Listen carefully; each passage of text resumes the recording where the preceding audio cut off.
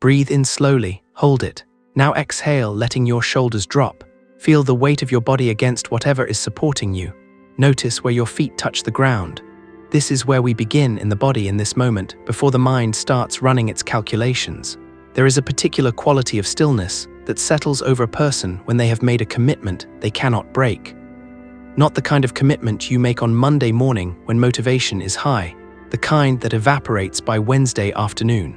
I'm talking about something else entirely, something that changes the architecture of who you are. In feudal Japan, there was a practice called Keppan, the blood oath. When a student was ready to enter the deeper teachings of a martial school, they would sign their name in ink, then cut their thumb and press the bloodied print beside their signature. This wasn't theater. This was the moment a promise stopped being reversible. But here's what modern people miss about the blood oath. They think the power came from the blood, from the dramatic gesture, from the pain of the cut. It didn't. The power came from what happened in the moment before the blade touched skin. The moment when the person asking to make this oath realized there is no negotiation after this. There is no trying. There is only being. Let me show you what I mean. There's a young man, we'll call him Kenji, 23 years old, training in a traditional sword school.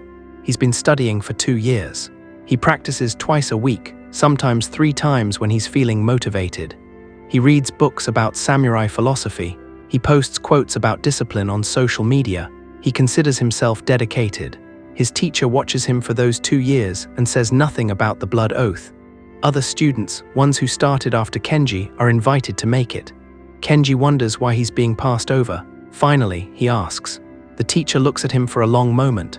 Then he says, "You're still negotiating." Kenji doesn't understand. Negotiating what? Everything, the teacher says. Every morning you negotiate whether to come to practice. Every technique, you negotiate whether to do it correctly or to do it your way. Every correction I give you, you negotiate whether to accept it or explain why your version also works. You have not yet died to the person who negotiates. Until that death happens, a blood oath would just be ink and blood. 6 months pass. Something shifts in Kenji. Not because he suddenly feels more motivated, but because he stops feeling the need for motivation. He stops having the internal conversation about whether to show up. The question simply vanishes from his mind. The practice happens like breathing happens. When his teacher corrects him, his body changes before his mind even processes the words. There is no delay, no buffer of ego deciding whether the correction is valid. One evening after practice, the teacher calls him over. He doesn't say anything. He just places a scroll and a small knife on the mat between them. The moment Kenji sees these objects, he understands everything. This is not a reward for good behavior. This is not graduation. This is the teacher asking him a question. Are you ready to close the door on the person you've been? Because once you sign this, once your blood is on this paper, there is no mechanism for backing out. Not legally, not practically, but internally. The person who might want to back out will no longer exist. Kenji's hand shakes as he picks up the brush. He writes his name. The characters are perfect, not because he's trying to make them perfect, but because his hand knows what to do. Then he picks up the knife. This is the moment modern psychology calls a commitment device, a way of binding your future self to a decision your present self makes. But ancient warriors understood something deeper. They understood that commitment doesn't bind the future self to the present decision.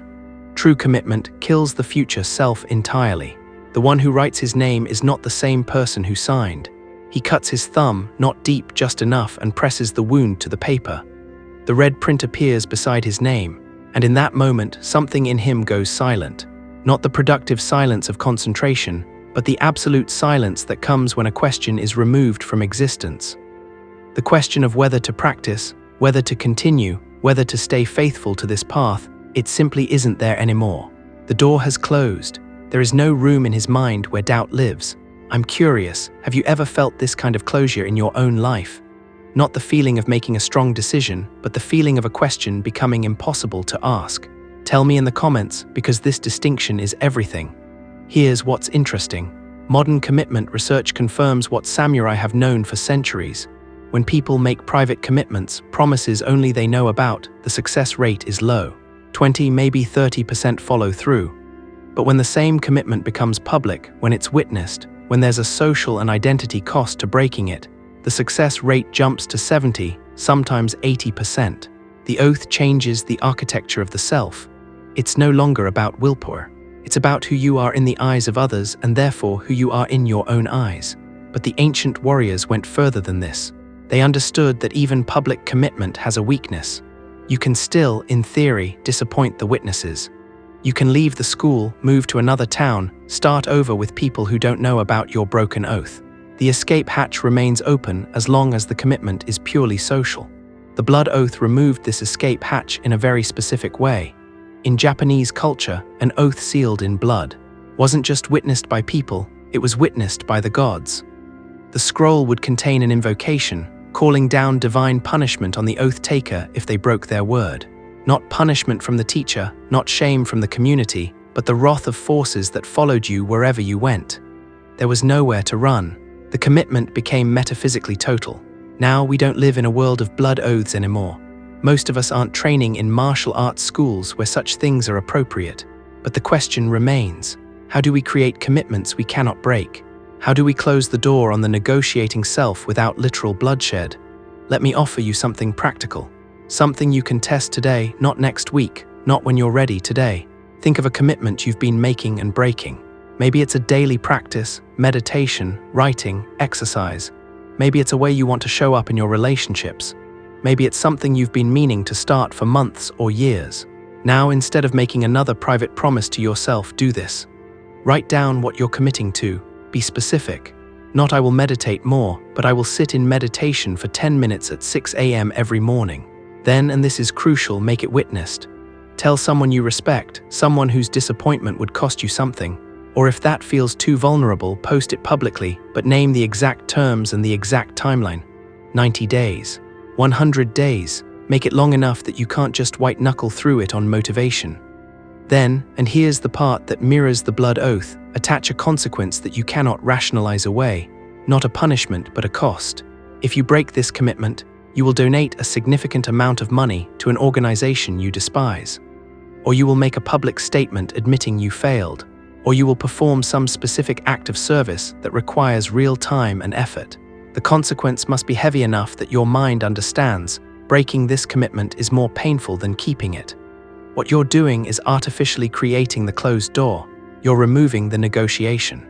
And what you'll discover, if you do this correctly, is the same thing Kenji discovered.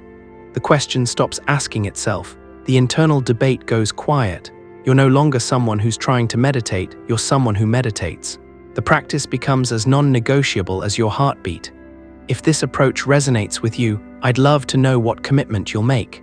Not the vague intention, the specific one, the one with witnesses and consequences. Share it below if you're ready. Your words here become part of the witnessing. But here's what I need you to understand.